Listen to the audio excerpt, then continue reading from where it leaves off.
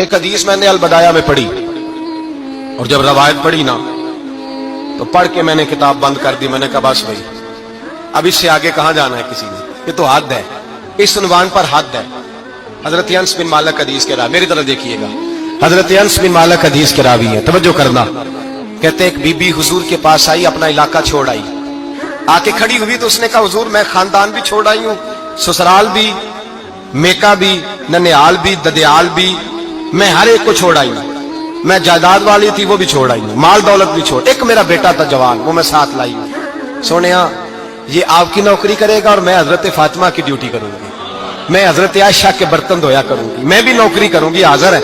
فرماتے ہیں رسول پاک نے بچہ اصحاب صفہ میں رکھ لیا، اصحاب صفہ، اور بی بی کو نبی پاک صلی اللہ علیہ وسلم نے عورتوں کے ساتھ متعین کیا. حضرت انس کہتے ہیں وہ نوجوان بڑا پیارا، بڑا میٹھا، بڑا دھیما، بڑا وفاشار، وہ سبق اچھی طرح یاد کرتا، وہ نماز دلچسپی سے پڑھتا، وہ حضور کی باتوں کو غور سے سنتا، وہ رسیلا، وہ سنجیدہ، وہ کم گو، وہ میٹھا، وہ پیارا.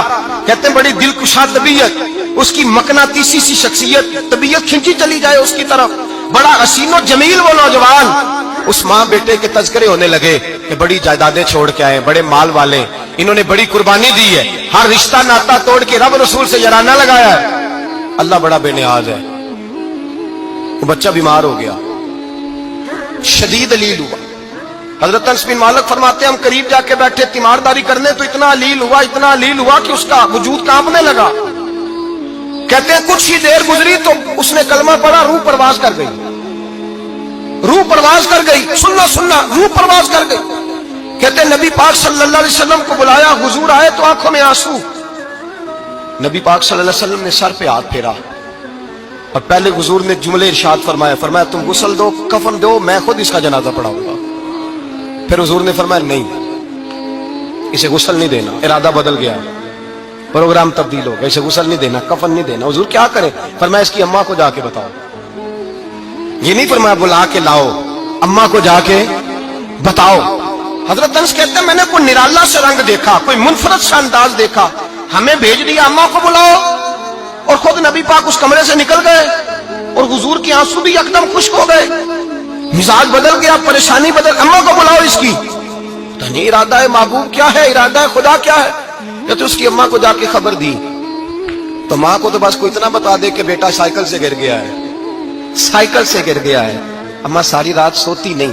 ایک شاعر نے کہا تھا ایک مدت ہوئی میری ماں نہیں سوئی، میں نے ایک رات کہا تھا مجھے ڈر لگتا ہے، ایک رات کہا تھا مجھے ڈر لگتا ہے. یہ اپنے اپنے رنگ ہوتے ہیں، اپنا اپنا انداز ہوتا ہے. رمضان شریف کا مہینہ آتا تو میری اماں جی کہاں گری کا تیل منگاتی، چیزیں منگاتی، اور پھر زبردستی میں منع کرتا کہ اماں جی نہیں آپ کیا کر رہی ہیں، میں تو تیل ویسے بھی ذرا کم استعمال کرتا ہوں، تو رگڑ رگڑ کے، اور نہیں کتابیں بڑی موٹی ہیں، فلاں چیز بڑی موٹی، اس کا رنگ تھوڑا نرالا ہے. اور یہ جو ماں کا رنگ ہے نا، اس جیسا رنگ دوسرا ملتا بھی کوئی نہیں دنیا میں.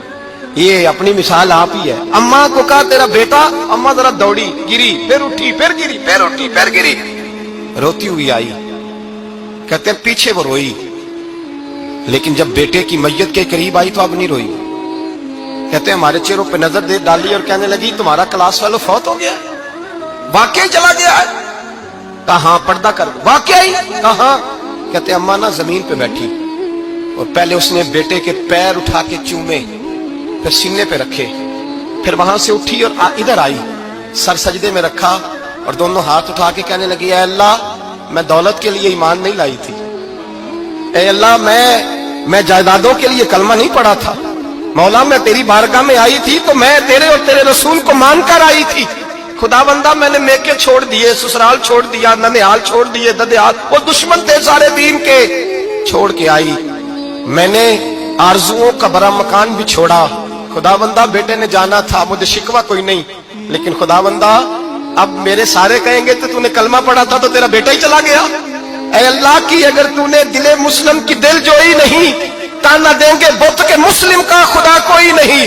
اے اللہ میرا یقین کہتا ہے کہ اگر تو مارنے پہ قادر ہے تو زندگی دینے پہ بھی قادر ہے. خدا بندہ کافروں کو راضی نہ کر، وہ خوش ہو جائیں گے، وہ مجھ پہ تانے کسیں گے، پھپتیاں کسیں گے. اے عرش کے مالک رحمت کا دروازہ کھول، میں تیرے نبی کی بارگاہ ناز میں رہتی ہوں، نظر فرما. حضرت انس بن مالک فرماتے ہیں ایمان، یقین اور استقامت کے ساتھ اس تو ہم نے مسجد نبوی کے صحن میں عجیب نظارہ دیکھا. ایک ماں نے دعا مانگی تو بیٹا اٹھ کے بیٹھ گیا. کہتے ہیں بیٹا اٹھ کے بیٹھ گیا, کلمہ پڑھ تو وہ اٹھ کے بیٹھا. ماں نے سینے سے لگایا اور ماں اور بیٹا نعرے لگانے لگے, لوگوں سنو, قرآن بھی سچا, اسلام بھی سچا, اللہ بھی سچا, یہ مسجد نبی سچوں کا گھر, اور سب سے بڑھ کے اللہ کا رسول سچا. اللہ کے رسول سچے, محبوب سچے, مسجد میں رہنے والوں میں سب سے بڑھ کر سچے, رسول کائنات صلی اللہ علیہ وسلم کا دین سچا. فرماتے ہیں رسول پاک کو خبر دی تو محبوب نے مسکرا کے فرمایا میرے رب کی طاقتیں بڑی زیادہ ہیں. ان اللہ علی کل شیء قدیر, اللہ کی طاقت بڑی ہے. ایمان تھا, یقین, استقامت, بچہ اٹھ کے بیٹھ گیا. حضرت انس کہتے ہیں وہ حضور کے زمانے میں بھی حیات رہا, وصال ظاہری کے بعد حضرت ابو بکر کے زمانے میں بھی موجود رہا, عمر کے زمانے میں بھی موجود, حضرت عثمان کے زمانے میں. اس کی ماں کا انتقال ہوا, اس نے اماں کو دفن کیا, اور ماں کے بڑے عرصے کے بعد اس نے پردہ کیا. جب ہم اس کی طرف دیکھتے تھے نا, دیکھتے اس کی طرف تھے, پر ہمیں اس کی اماں کا ایمان یاد آ جاتا تھا, ہمیں یقین. او بھائی, کبھی تو نے رب کریم کی بارگاہ میں سر سجدے میں رکھ کے مانگا ہی نہیں, تو کبھی آیا ہی نہیں, ورنہ اس کے دروازے سے کوئی خالی جا سکتا, سوال ہی نہیں پیدا ہوتا کوئی خالی جائے. کوئی جاتا ہی نہیں, وہ بھیجتا ہی نہیں, اس کا انداز ہی نہیں, اس کا یہ کریمانہ انداز ہی نہیں, وہ بھیجتا ہی نہیں, وہ تو نواز دیتا.